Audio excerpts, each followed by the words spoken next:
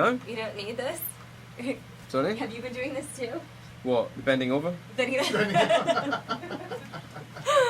Only for 7 months whilst making this film. Yeah. Oh, she said speed. Okay. Alright, so general question, what is it about the X-Men franchise that it endures, that it stayed around so long, people love it so much? I think that one of the major themes it carries through all the X-Men saga, whether it's comic book, cartoon or movie, is that it's about outsiders. It's about people who are uncomfortable in their own skin, who have been ostracised or kept out of the norm or whatever that is, and who are scared of what they are and what they might be capable of. And I think that is an incredibly human thing. It's not necessarily a mutant thing, it's a really human thing. And I think it's very easy to identify with 99% of the characters in these films because of that. Sure. And do you agree? Totally agree with that. It's the story, kind of at the heart of it. It's not about the superpowers as much. Kind of. No, I think you kind of disguise it within sort of developing this sort of mutant world. You know, I think people can sort of deal with those philosophies a lot easier if you kind of alienate it a little bit, you know. And that's, I think, the absolute sort of draw to the series. And now this one has kind of a 60s Bond feel. Specifically want to ask you about this because you have been compared to Sean Connery playing James Bond and all this. I mean, so how do you see that? Yeah, good job. Very how do flattering, you see thank that you. the movie does it? And was that a conscious decision of yours?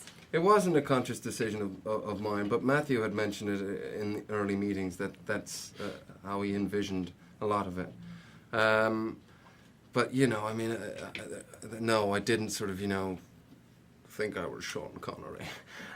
No, you know, I just sort of, I just basically looked at all the material in the comics. And of course, then they dressed me up in bespoke suits and sort of, you know, really nice, cool clothing. And so I guess sort of that is sort of where maybe this idea has sort of come from.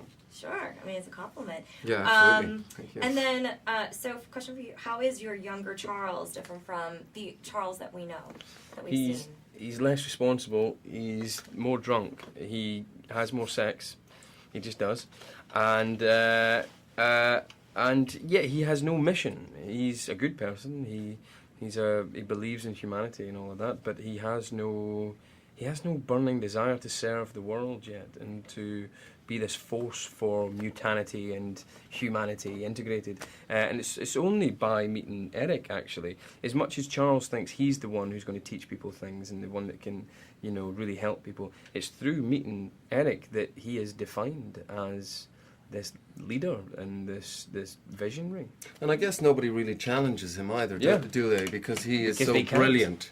And, you know... And he's always one step ahead of them, even if they are very intelligent, you know? Yeah. But with Erik, I don't think he's ever encountered pain and darkness like it, and I think it's hugely intriguing to him. Sure. All right. Well, thank you very much. Thank you. you guys. Cheers. Thanks a lot.